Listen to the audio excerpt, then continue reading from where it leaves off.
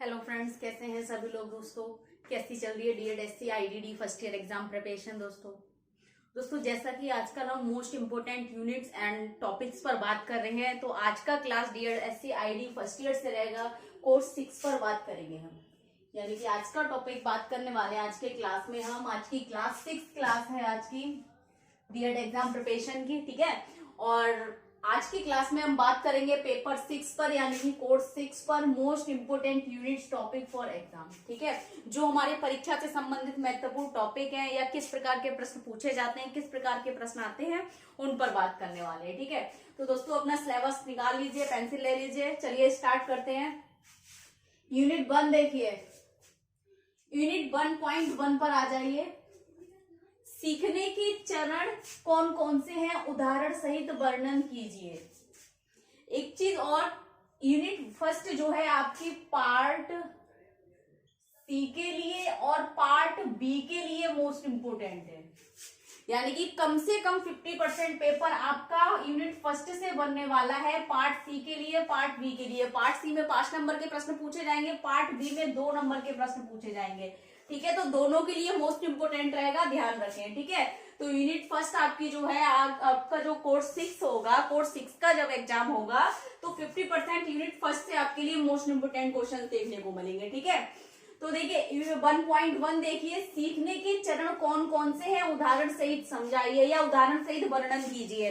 देखिए जहां वर्णन व्याख्या आ जाए या संक्षिप्त में उत्तर दीजिए, तो वो आपका क्या, और मतलब पार्ट सी के लिए आपसे पूछेगा 5 नंबर में प्रश्न, आपको 150 शब्दों में इसका आंसर देना होगा, ठीक है। तो ये आपका 5 नंबर के लिए मोस्ट इंपोर्टेंट है। और 2 नंबर में आएगा सीखने के चरण कौन कौन से है, तो केवल आपको 2 नंबर में सीखने के चरण बताने हैं, ठीक है, उनके नाम लिखने हैं। 5 नंबर में आपको क्या करना है, सीखने के चरण कौन कौन से, सभी चरणों के बारे में आपने बताना है और सबका वर्णन यानी कि व्याख्या करनी है। सभी स्टेजेस को धीरे धीरे उसमें क्या करना है, आपको एक्सप्लेन करना है 5 नंबर में, ठीक। दूसरा क्वेश्चन देखिए 1.2 देखिए, शिक्षण के सिद्धांतों की व्याख्या कीजिए। 5 नंबर के लिए मोस्ट इंपोर्टेंट है। 2 नंबर में भी आपको प्रश्न पूछ सकता है, शिक्षण के सिद्धांत कौन कौन से हैं। तो 2 नंबर में 2 लाइन में आप शिक्षण के सिद्धांत बता सकते हैं, ठीक है। तो 2 नंबर के लिए भी मोस्ट इंपोर्टेंट है और 5 नंबर के लिए भी। 1.3 देखिए, इससे जो रिलेटेड क्वेश्चन आएगा, शिक्षण विधियों को उदाहरण सहित समझाइए। शिक्षण की जो विधियां हैं हमारी, ठीक है, उनको बताना है। Methods of learning, method of teaching, ठीक है ना। तो शिक्षण की विधियां कौन कौन सी है को पूछा गया है कि उदाहरण सहित बताना है। आप शिक्षण की विधियां 2 नंबर में भी आपसे पूछ सकती है, ठीक है, और आपको 5 नंबर में तो ये रहेगा ही रहेगा मोस्ट इंपोर्टेंट क्वेश्चन।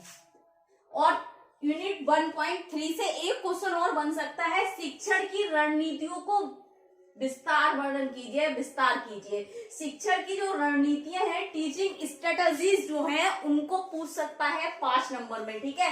या हो सकता है किसी एक स्ट्रेटजीज को पूछेगा कि इसको आप समझाइए, इससे आप क्या समझते हैं या ये क्या है, तो इस तरीके से भी पूछ सकता है। 5 नंबर में सभी पूछ सकता है, ठीक है। तो ये भी बन सकता है आपको, और 2 नंबर में भी आपको आ जाएगा ये, ठीक। 1.4 देखिए, शिक्षण के लिए टीएलएम, टीचिंग लर्निंग मटेरियल, शिक्षण अधिगम सामग्री, टीचिंग लर्निंग मटेरियल। 1 नंबर में इसकी फुल फॉर्म भी आती है पूछने के लिए, ठीक है ना। टीचिंग लर्निंग मटेरियल, शिक्षण अधिगम सामग्री और सूचना संचार प्रौद्योगिकी का उपयोग और चयन कैसे करेंगे। 10 नंबर के लिए मोस्ट इंपोर्टेंट क्वेश्चन है ये आपका, यानी कि पार्ट डी के लिए, ठीक है, जो आपको 250 शब्दों में करना है। कितने में करना है, 250 शब्दों में करना होगा, ठीक। इसमें देखिए क्या क्या पूछ लिया। शिक्षण के लिए टीएलएम के बारे में आप बताएंगे, टीचिंग लर्निंग मटेरियल क्या है, इसका अर्थ, परिभाषा, ठीक है, इसके प्रकार भी बताएंगे, ठीक। उसके बाद इसका उन्होंने पूछा है सूचना संचार और प्रौद्योगिकी, यानी कि इसका टेक्नोलॉजी में कैसे यूज करेंगे और इसका चयन कैसे करेंगे, सारा बताना है। तो 10 नंबर में पूछेगा आपसे, ठीक।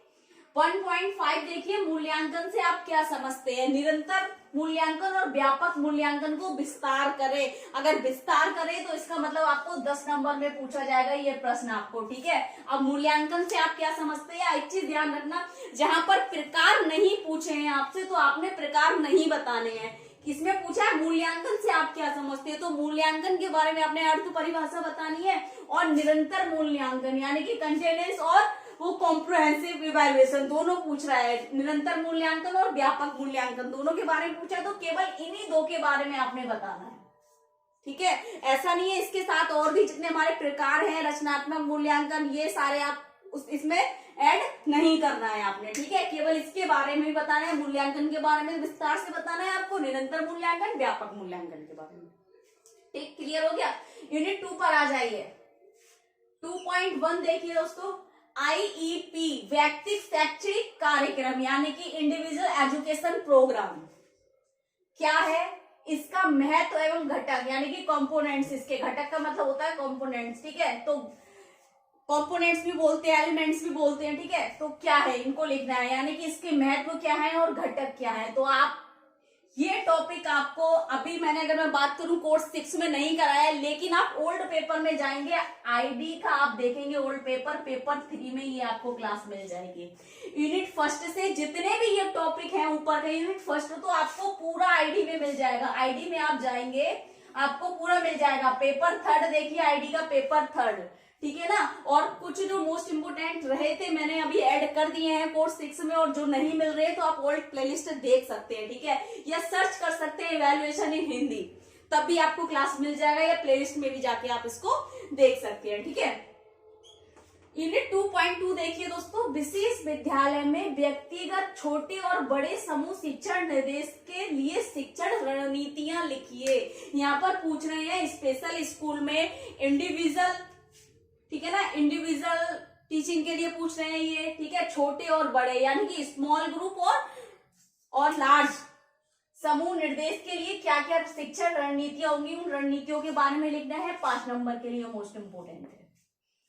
आप ये समझिए, अगर आपका यूनिट फर्स्ट में से अगर 5 नंबर में से कम 2 क्वेश्चन आपको यूनिट फर्स्ट में से देखने को मिलेंगे पार्ट सी के लिए 5 नंबर के। ठीक है, और ये वाला भी आपको मोस्ट इंपोर्टेंट है विशेष विद्यालय में, लेकिन 10 नंबर में नहीं पूछेगा, 5 नंबर में आपसे पूछ लिया जाएगा। ठीक है, 2.3 देखिए, कक्षा व्यवस्थापन क्या है, यानी कि क्लासरूम मैनेजमेंट क्या है, इससे आप क्या समझते हैं। PVIS से आप क्या समझते हैं। इसमें कक्षा व्यवस्थापन में आपने PVIS को समझाना है कि ये क्या है, इसके बारे में आपने विस्तार करना है। तो 5 नंबर में भी अगर विस्तार आ गया, इसमें आ गया क्या समझते हैं, तो 5 नंबर का हो गया। वहां पर आ जाएगा विस्तार करना है, ठीक है ना। तो आपको क्या करना होगा, 250 शब्दों में एक्सप्लेन करना होगा, जो मैंने नहीं कराया है, कोशिश करेंगे एग्जाम से पहले हम इसको कर देंगे फाइन। ठीक, 2.5 देखिए, समावेशी विद्यालय में यूडीएल का क्या उपयोग है, universal design for learning.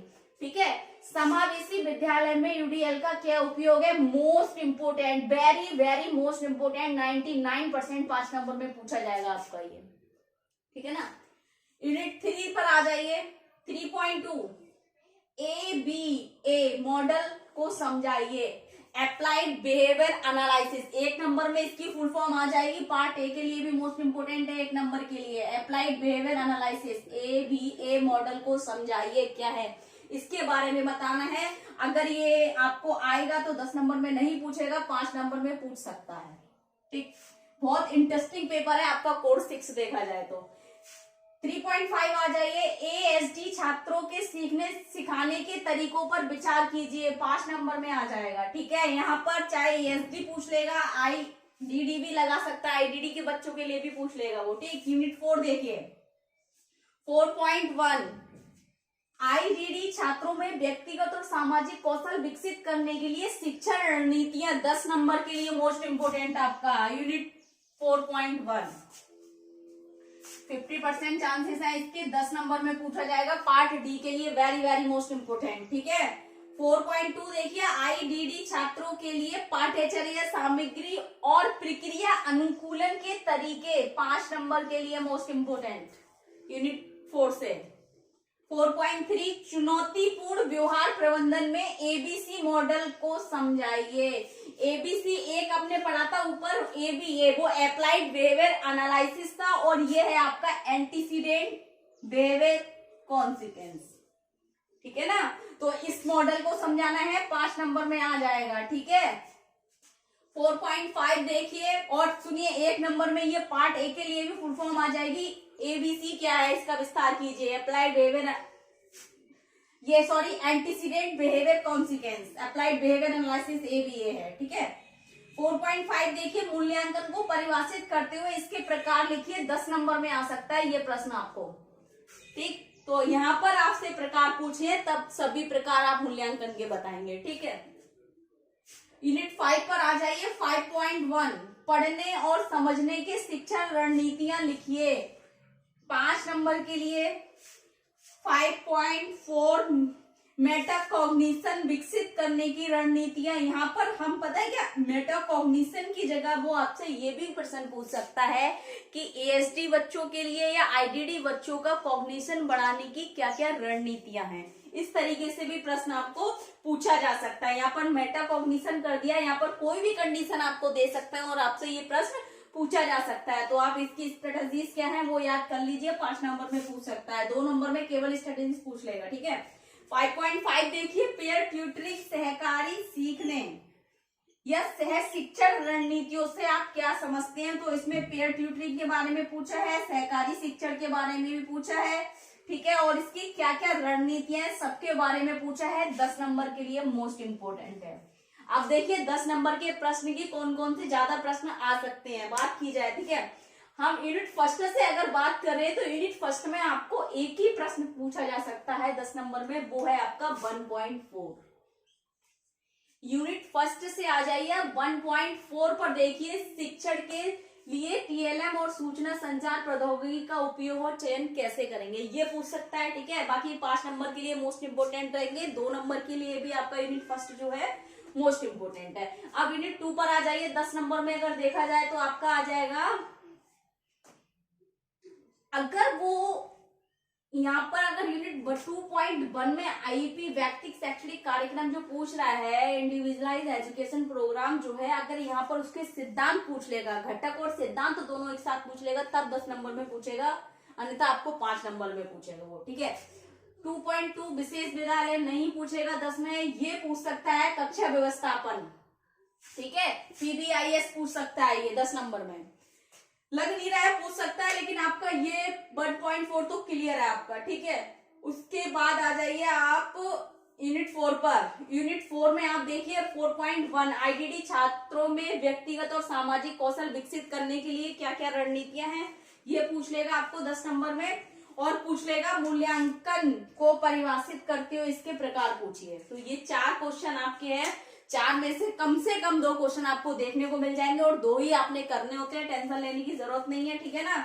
Unit 5 में आपको 10 नंबर में मिल जाएगा, लेकिन हो सकता है 5 नंबर में केवल पेयर ट्यूटरिंग के बारे में पूछ ले, सहकारी शिक्षण के बारे में पूछ ले। अगर सारा साथ पूछेगा तो नहीं पूछेगा, वो किसी एक को पूछ लेगा 5 नंबर में भी आ सकता है, 50% चांसेस इसके भी हैं, वरना ये 4 क्वेश्चन आप तैयार कर लीजिए पार्ट डी के लिए, आपका अच्छे से प्रिपेयर हो जाएगा एग्जाम, ठीक है। अब रहता है हमारा क्या 5 नंबर के लिए। तो 5 नंबर में 2 नंबर के प्रश्न आपको बहुत देखने को मिलेंगे यूनिट फर्स्ट से, मैं बार बार आपको बता रही हूँ। बाकी 5 नंबर के लिए आपको यूनिट 4 भी मोस्ट इंपोर्टेंट है और आपकी यूनिट 2 भी मोस्ट इंपोर्टेंट है। कम से कम 2 क्वेश्चन आपको यूनिट 2 में से देखने को मिलेंगे, एक क्वेश्चन यूनिट 1 में से भी आपको देखने को मिलेगा और एक क्वेश्चन आपका आएगा यूनिट 4 से, ठीक है। यूनिट 4 से देखिए कौन सा आ सकता है। यूनिट 4 से आपको आ सकता है आईडीडी वाले छात्रों, यानी कि 4.2 मोस्ट इंपोर्टेंट है। आईडीडी छात्रों के लिए पाठ्यचर्या सामग्री और प्रक्रिया अनुकूलन के तरीके, ठीक है। और यूनिट 2 की अगर हम बात करें तो आपका ये आ जाएगा कक्षा व्यवस्थापन। कक्षा व्यवस्थापन के बारे में पूछ लेगा, उसमें पीवीआईएस नहीं पूछेगा, समावेशी विद्यालय में यूडीएल का प्रयोग पूछ लेगा 5 नंबर में, ठीक है ना, ये पूछ सकता है। और यूनिट फर्स्ट में मैंने आपको बता ही दिया है 1.5 आपको मोस्ट इंपोर्टेंट है, ठीक।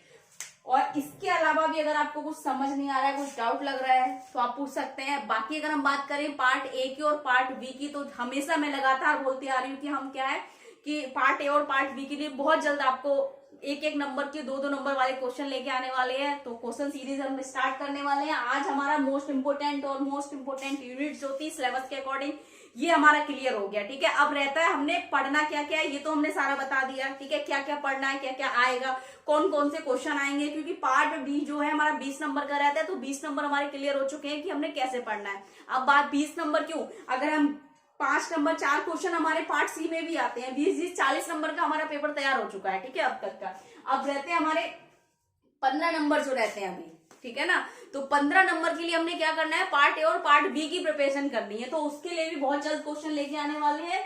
तो ये आज यहाँ पर हमारी जो क्लास हो रही थी प्रिपरेशन की वो आज खत्म होती है। बाकी कल से हमारी क्वेश्चन सीरीज स्टार्ट होने वाली है। कोशिश करेंगे कल क्लास आपको अपलोड हो जाए, बिजी रहने के कारण नहीं कर पाते हैं। और इसके अलावा अगर आपको कुछ पूछना है, कुछ डाउट लग रहा है, कुछ गलत लग रहा है, तो कमेंट बॉक्स में जाके कमेंट करें। ज्यादा से ज्यादा वीडियो लाइक करें, शेयर करें, चैनल को सब्सक्राइब करें, बेल आइकन को प्रेस करें ताकि नेक्स्ट आने वाली क्लास आप तक पहुंचती रहे दोस्तों।